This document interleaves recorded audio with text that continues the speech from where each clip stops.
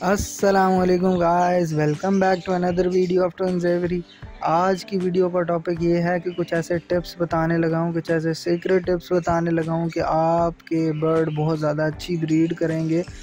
6 से 7 अंडों की एवरेज इंशाल्लाह उनकी होगी। उसमें ये है कि न्यू फैंसियर्स ने जो अभी नए पेयर लगाए हैं, पहले वो पेयर्स को कंफर्म कर लें। मेल फीमेल कंफर्म पेयर होना चाहिए।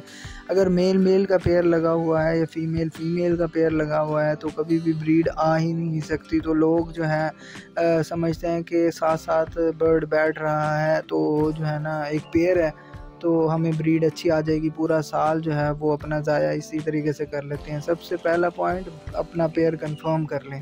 इसके अलावा दूसरा पॉइंट ये है कि ब्रीडिंग सीज़न की कुछ तैयारी होती है। ये नहीं है कि आपने सीधा बॉक्सेस लगा दिए और बर्ड ब्रीड कर जाएगा, वो उस मूड पे भी आ जाएगा और ब्रीड करने लग जाएगा। ऐसा कोई चक्कर नहीं होता। फिर आपका एक पेयर चलेगा, एक नहीं चलेगा, जो है आपका पूरा सेटअप एक साथ जो है ब्रीडिंग मोड पे नहीं आएगा। उसमें यह है कि आपने ब्रीडिंग सीज़न से कम से कम 15 दिन या 1 महीना पहले जो है एक मेडिसिन का यूज़ करना शुरू कर देना है। उस मेडिसिन का क्या नाम है? उसका नाम है डी न्यूट्रिकल। डी न्यूट्रिकल आप लूज़ पैकिंग में ले लें, ठीक है। 100 ग्राम ले लें। 1 ग्राम जो है 1 केजी 1 किलो सॉफ्ट फूड पे 1 ग्राम डलेगी वो डी न्यूट्रिकल। वो आपने 30 दिन लगातार जो है 30 दिन पहले देना शुरू कर दें और ब्रीडिंग सीज़न के दौरान भी ये जारी रहेगी। इसमें विटामिन डी होता है, कैल्शियम होता है, इसके अलावा मिनरल्स और विटामिन्स हैं, मल्टीविटामिन्स। तो ये बर्ड की ब्रीडिंग में बहुत ज़्यादा हेल्प करता है। इसके अलावा आपने जो है ये मेडिसिन, ये ब्रीडिंग सीज़न की तैयारी है। इसके अलावा भी बहुत ज़्यादा मेडिसिन होती हैं, जैसे कि प्राइम है, D breeder, solid D breeder है, काफ़ी चीज़ें हैं। लेकिन मैं 3 से 4 साल से डी न्यूट्रिकल यूज़ कर रहा हूँ, मुझे एक अच्छा रिज़ल्ट मिल रहा है। तो मैं बाकी medicine, excess of everything is bad, तो ज़्यादा ज़्यादती हर चीज़ की करेंगे तो वो बुरी ही होती है। इसलिए मैं बस एक ही ये जो है मेडिसिन यूज़ करता हूँ, इसके अलावा कोई नहीं यूज़ करता। इसके अलावा आपने जो है सॉफ्ट फूड शुरू करवा देनी है।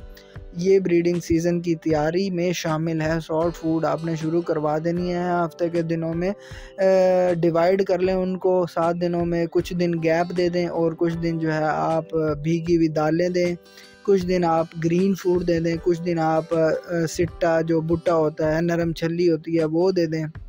इसके अलावा को आपने जो भी जो वेजिटेबल्स देनी होती हैं वो भी आप दे सकते हैं। तो सॉफ्ट फूड अभी से शुरू करवा दें। ये नहीं है कि जब बच्चे आएंगे, चिक्स होंगे, तो चिक्स को सॉफ्ट फूड की ज़रूरत होती है तो चिक्स को सिर्फ देंगे, कंजूसी करें, ऐसा बिल्कुल नहीं करना। सॉफ्ट फूड अभी से शुरू करवा देना है।